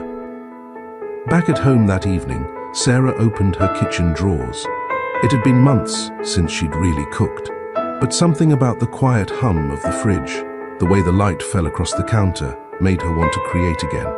She turned on music. Not loud, just enough to remind her of dinners they used to share before everything became complicated. An hour later, her phone buzzed. Chris, if you're cooking, I'll bring the wine. But only if invited. She stared at the screen, then typed back, Sarah, 1 glass. And bring the white one, not the red. Chris, on my way, she exhaled. And for the first time in weeks, the smile that rose on her lips didn't feel forced. It felt like coming home, to herself, to something real, to something earned. 3 days passed. Chris didn't text. He didn't call. But every afternoon at 3, he was at the children's center beside the foundation. He was assigned to cleanup duty, snack duty, and occasionally patience duty. when kids melted down over blocks or someone else's turn on the art easel. He showed up early, left last, and never asked to see Sarah. But Sarah saw him, through the tinted windows, through the quiet spaces between meetings, through the way the kids started saying Mr. C like he belonged. Her staff noticed too. "Is he trying to win you back?" one of them asked gently. "No," she answered honestly. "He's trying to be someone he can live with." That Friday, Sarah stepped into the classroom where Chris was helping two boys string beads onto yarn. Their motor skills were a mess. The beads kept dropping, but Chris stayed patient. When he looked up and saw her, he stilled. "Can I talk to you?" she asked softly. Chris nodded and handed off the project to another volunteer. They stepped outside under the awning, where it was quieter. The city buzzed beyond the chain-link fence. But this moment didn't belong to noise. "I saw the property transfer," Sarah said. Chris said nothing. "Why didn't you tell me?" "Because I didn't want you to think it was a gesture meant to fix things. It's yours. It always was. Whether I stay in your life or not shouldn't affect that." Sarah exhaled slowly. "I also saw the draft you sent the press team," she continued, "about stepping away from 3 of your board seats." Chris nodded. "I've built enough. It's time I grow." She blinked. That was the most honest sentence she'd heard from him in years. "I didn't want to change you, Chris," she whispered. "I just wanted to not disappear beside you." "You never disappeared," he said quickly. I turned my back, and I see it now. They stood in silence.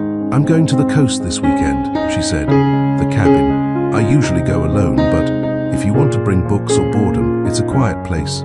Chris searched her eyes, unsure what she was offering. "I'm not promising anything," she added, "but I'm not afraid to be around you anymore." "I'd be honored," he said quietly. The cabin was simple. 2 bedrooms, a fireplace that only worked if you lit it with patience. No TV, spotty Wi-Fi, but peace in every floorboard. Chris drove up separately, arrived second, found Sarah already sitting on the porch with tea in hand. She handed him a cup without speaking. They sat in quiet, letting the wind do the talking. That night, they ate grilled vegetables and rice. Nothing fancy, nothing performative, just real food, real silence. "Did you ever wonder why I didn't fight harder when you walked out?" Chris asked later. Sarah paused. "Sometimes. But I also knew, if I had to force your love, I'd never trust it again." Chris nodded slowly. "I didn't know how to fight for what I didn't believe I deserved," he said. "You weren't the problem. You were the mirror." Sarah looked down at her tea, then set it aside and stood. "I'm tired," she said softly. "I'll see you in the morning." He nodded, watching her walk to her room. Before closing the door, she looked back once. So did he. Morning broke with the sound of birds and a slight mist over the grass.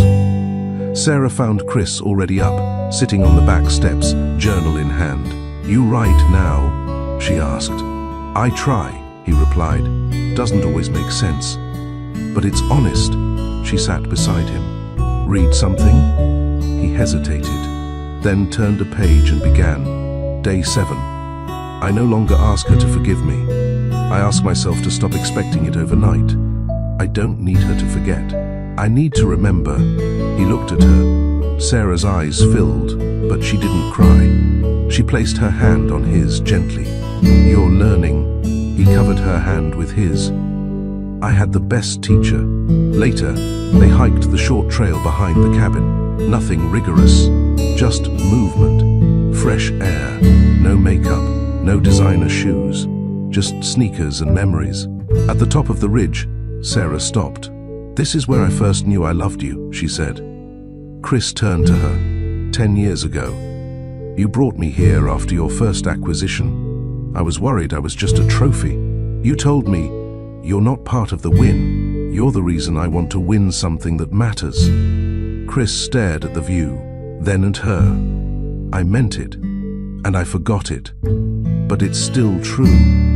Sarah nodded. "I believe you now." That night, they shared the fireplace. Not the room, not the bed, just the warmth of the fire and the honesty of silence. He didn't touch her. She didn't invite him to. But when she got up to go to bed, she placed her hand on his shoulder. "Thank you for being still," she said. Chris didn't move. "Thank you for not asking me to rush." She went to bed. Chris sat there, letting the fire burn out. Sunday morning, they made breakfast together. Eggs, toast, fruit. He burnt the first round. She teased him like old times. No tension, no pretending. After breakfast, Sarah handed him a small box. "What's this?" "A key to the apartment. It doesn't mean what it used to. It means you're welcome. As yourself." Chris opened the box slowly. The key glinted under the soft morning light. "I'll show up with nothing but respect," he said. "I'll be waiting with boundaries and warmth," she replied. When they returned to the city, Sarah returned to her foundation. Chris went back to the mentorship center. No announcement, no post, no performance. But those who paid attention could see something had shifted. They still lived separately, still slept separately. But something was rebuilding, not from the ruins, from the truth. One evening, as the kids filed out of the mentorship center, one little boy tugged on Chris's sleeve. "You married?" Chris blinked. "Used to be. Maybe again." "Why?" "'Cause you talk different when she walks by," the boy said, pointing to the window across the street. Chris looked over. Sarah stood there, clipboard in hand, laughing with her staff. He smiled. "You're not wrong, kid." That night, Sarah received a message. "Chris, I'm not asking to come back. I'm asking to grow beside you." She stared at the screen, then replied, "Sarah, come for dinner Friday. Wear that blue sweater, the one I hated. I think I like it now." Friday came. He wore the sweater. She opened the door. He brought wine. She brought peace. No dramatic kiss.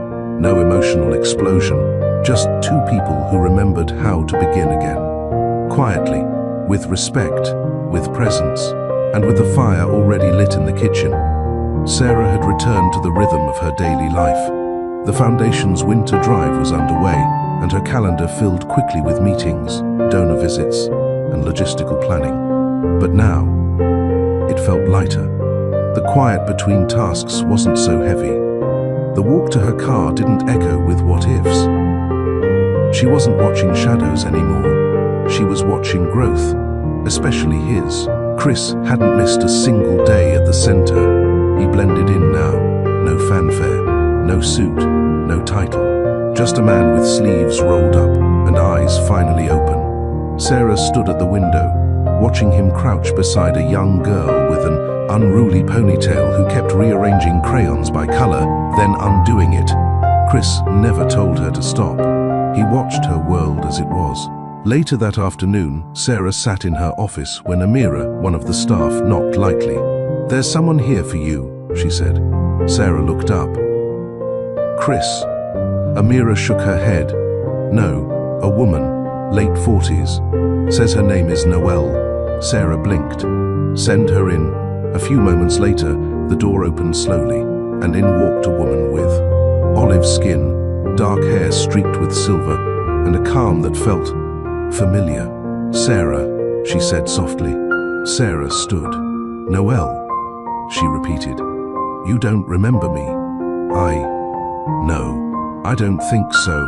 I was your mother's roommate in college," Noelle explained. "I used to hold you when she needed to sleep after class." Sarah stared at her, stunned. She never mentioned. "She wouldn't," Noelle said kindly. "We lost touch after she moved abroad, but I've followed your work.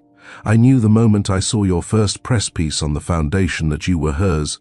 Sarah sat slowly. "Why are you here?" "Because before your mother passed, she left me a letter. She asked me to give it to you when the time was right." Noelle reached into her bag and pulled out a small sealed envelope. "I didn't know when the time would be right," she said. "But something told me now." Sarah took the envelope with trembling fingers. "I won't stay," Noelle added. "But if you ever want to talk, I'm in town for the holidays." Then she left. That night, Sarah sat on her couch with the letter in her lap. The fireplace crackled softly. No music, no distraction, just her. She opened the envelope. "My Sarah, if you're reading this, I'm no longer able to sit beside you and explain. But I trust you have your father's fire and my patience. There are things I never said because I didn't want you to carry my burdens. I didn't want you to believe love required pain. I made mistakes in silence. I stayed too long where I should have walked.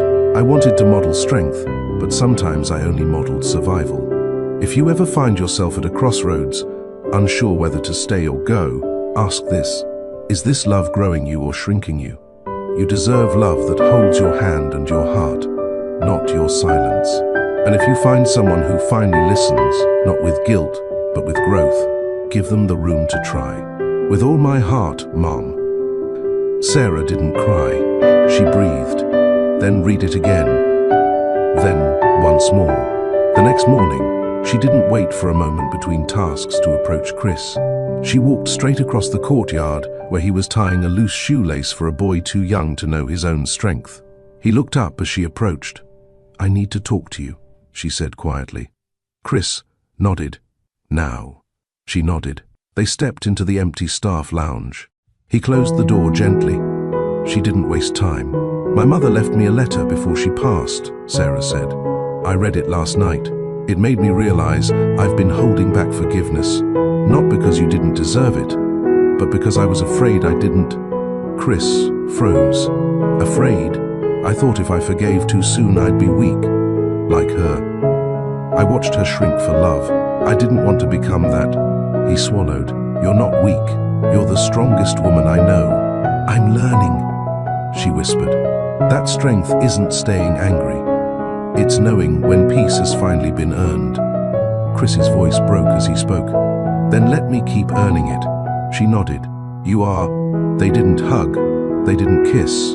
But the silence between them changed. Later that week, Sarah organized a holiday dinner for the staff and kids at the foundation.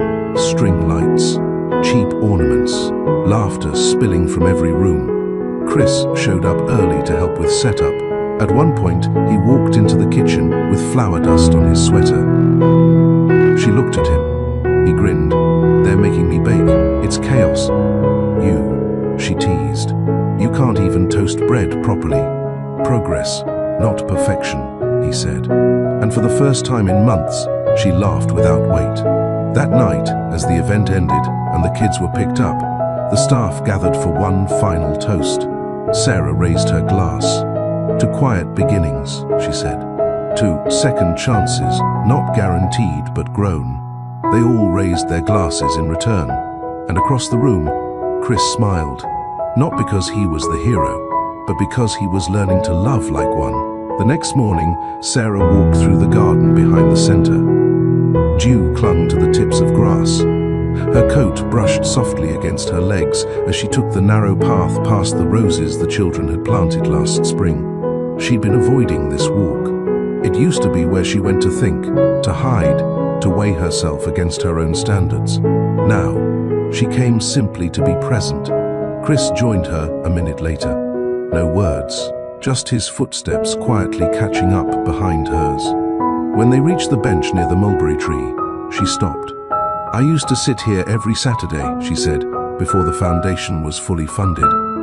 I'd wonder if any of it would work, if trying was enough." Chris looked at her. "You made it work." "We," she corrected, then turned to face him. "You helped more than you know, even when I wanted to ignore it."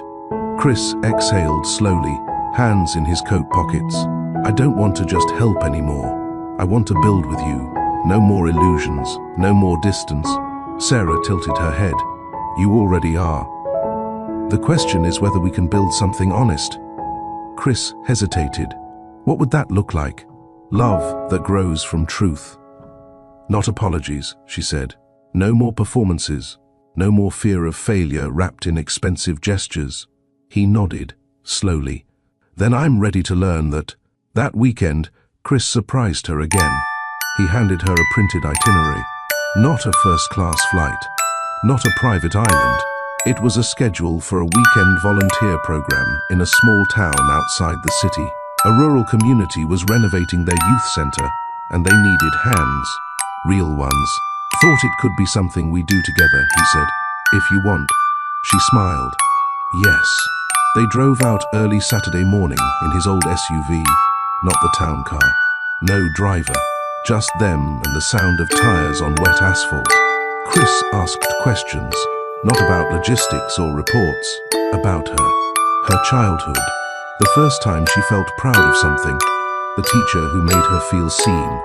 What music she danced to when she was alone, Sarah answered, then asked him back. She learned about his grandfather's bookstore, where Chris spent summers stacking shelves and reading poetry. How he used to copy lines into a notebook because it made him feel connected to something bigger than himself. How that notebook had been burned in a house fire. How he never told anyone. They worked shoulder to shoulder with locals, painting, lifting, laughing at their own clumsy efforts. That night, the group sat around a bonfire, passing around bowls of stew and memories of the town's past. Chris didn't boast. He listened. When an older woman named Dottie thanked them for coming, Sarah watched Chris blush and shrug like a boy, not a billionaire. And something in her relaxed. She wasn't waiting for the mask to drop. It wasn't there anymore. Driving home Sunday evening, Sarah leaned her head back and whispered, "That was good." Chris glanced at her. "You've been quiet." "I'm thinking," she replied, "that maybe I've been protecting myself from something that's not trying to hurt me anymore." Chris said nothing, but his hand reached for hers on the console. She didn't pull away. Back in the city, life returned. Meetings, schedules, end-of-year donations. But something had shifted. They weren't rushing anything. They were respecting everything, especially the silence. One night, Chris invited her to his apartment, the one he had moved back into alone.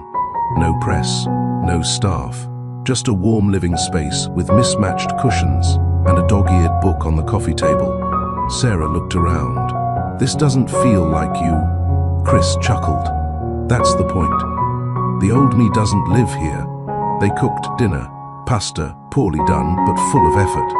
They ate on the floor, knees touching, watching a movie that neither remembered afterward. Because what mattered was the space, the peace, the choice to stay in the moment. A week later, she invited him to her home. Not the foundation, not an event, her personal space. Chris noticed the framed photograph on her mantle. A younger Sarah, no more than 10, with her mother and a red kite soaring behind them. "She always told me to fly, even if it meant flying alone," Sarah said. Chris nodded. "But flying with someone, that's different." "Yes," she said softly, "and harder, but maybe worth it." Their story wasn't dramatic anymore. It wasn't a tabloid headline. It was quiet. And quiet love, Sarah realized, might be the strongest kind. Chris stood on the same rooftop where he once called Serin his world. Only this time, there were no photographers, no champagne toasts, no hollow speeches. Just him, a breeze cutting through the evening, and the weight of choices made far too late. He had revisited this place not to relive what they once shared, but to remind himself that real love doesn't survive on gestures. It lives in consistency, in truth, in how you show up when no one's watching. And he hadn't shown up. Not until the silence between them had become louder than her presence ever was. In the months since her departure, Chris hadn't begged her to come back. Instead, he had asked himself, what made her leave? What did she carry in silence that he never thought to ask about? The answers weren't pretty. He'd built his empire on control, precision and status. But he'd let his marriage erode with the same quiet arrogance that once fueled his ambition. Now, he built something else. Every Monday, Chris stood in front of a small group of young men at the East Side Youth Center, talking not about success, but about self-awareness, respect, and the cost of pride. He didn't need the applause. He needed the accountability. When someone asked why a man like him showed up weekly, Chris always responded the same way. "I didn't lose a wife. I lost a woman who gave me chances until it cost her peace. Showing up here is one way. I try to never make that mistake again." Back at her own corner of the city, Sarah continued to find calm in the quiet. She led workshops for women reclaiming their voice.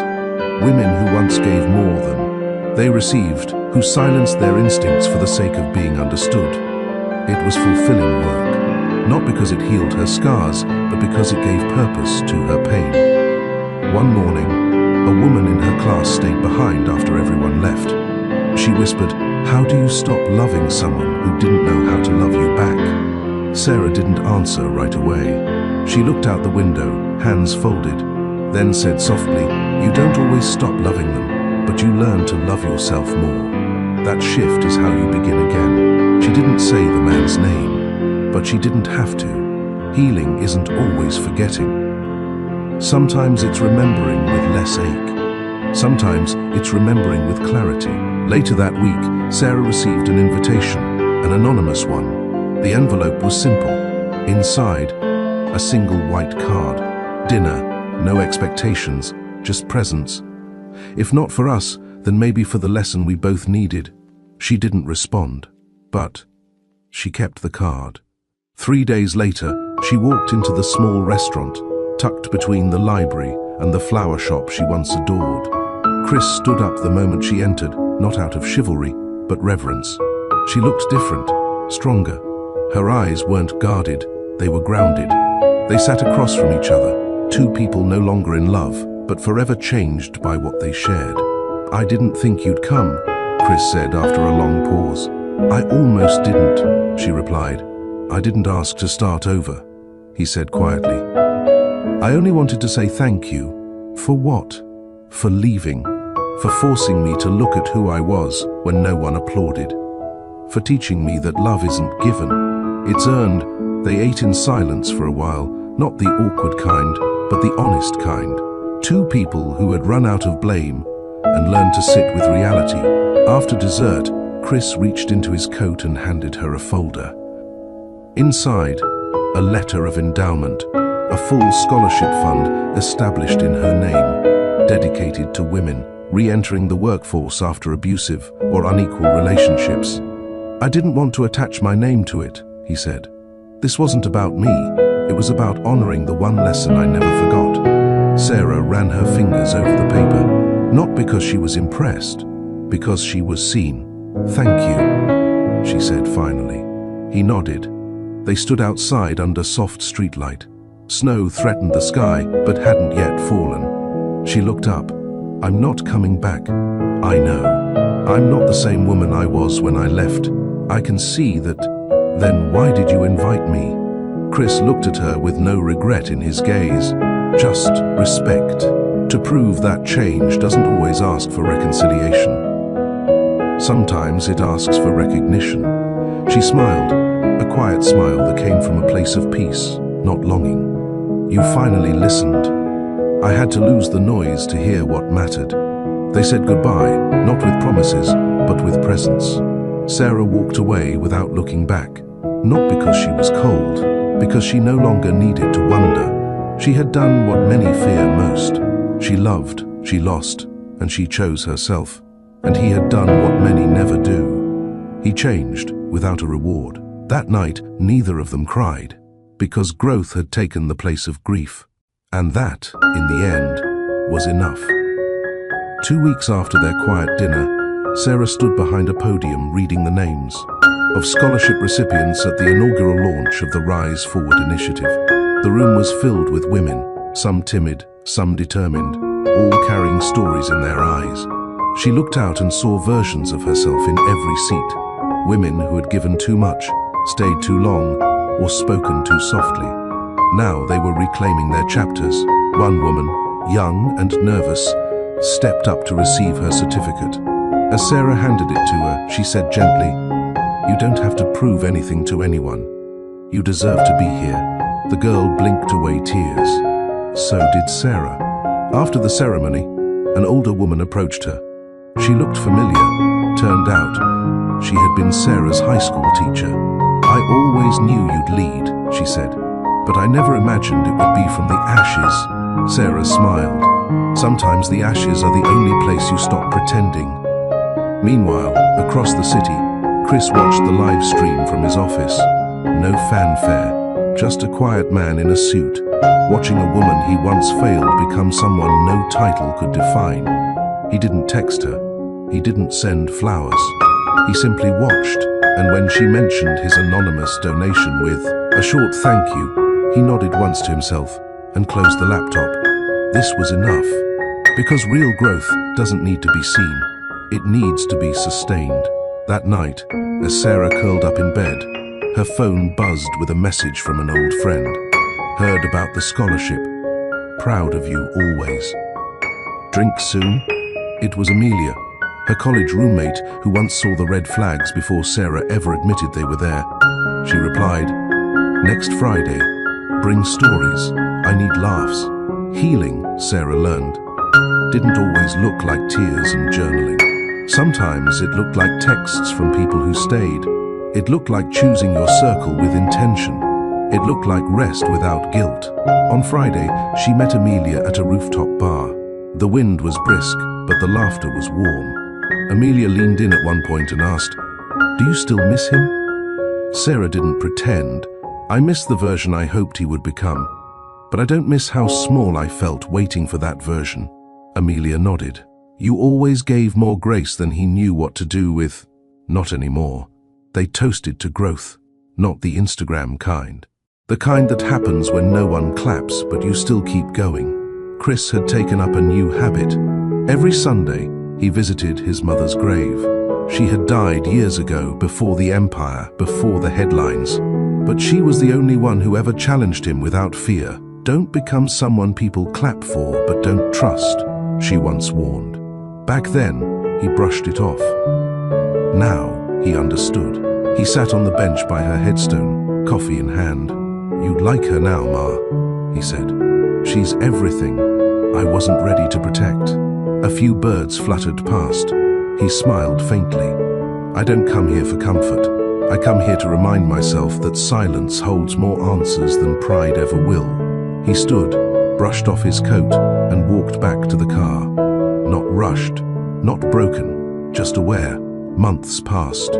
Sarah expanded the program, adding mentorship and legal aid. Chris stayed out of the headlines. His company quietly restructured, giving employees extended parental leave and mental health support. No press release, no PR spin. He didn't need applause anymore. One afternoon, they crossed paths again. This time, at a bookstore. Sarah was in the non-fiction aisle. Chris walked in from the cafe. Their eyes met. No tension, no flicker of unfinished sentences. Just peace. "You still read that author?" she asked, pointing at the book in his hand. Chris chuckled, trying to understand what I ignored the first time. She nodded. "Growth looks good on you. So does clarity," he replied. They stood in the stillness of shared acknowledgement. "I'm speaking at the women's conference next month," Sarah offered. "I know. I didn't invite you. I wouldn't have come." "Good." They both smiled. This was not flirtation. This was not bitterness. This was what happens when two people stop trying to fix the past and start honoring the lessons it left behind. The day of the conference arrived. Sarah took the stage, confident and clear. She spoke about dignity, about walking away before resentment replaces love, about how choosing peace doesn't mean you're weak. It means you finally heard yourself. In the front row sat young women, older mothers, even a few fathers. One woman stood and asked, "What if the person you love finally changes, but it's too late?" Sarah paused, then said, "Let them change. Let them become better. But don't go back just to prove you believed in them. You believed in yourself when you left.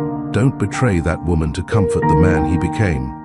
Applause followed, but it wasn't the applause that mattered. It was the silence in between, where reflection lived, where truth lingered, where futures got rewritten without permission. That night, Sarah sat alone on her balcony. The city buzzed beneath her, but her mind was still. She no longer needed closure. She had resolution. Chris, miles away, closed a journal after writing a single line. Peace isn't earned by doing more. It's honored by finally doing right.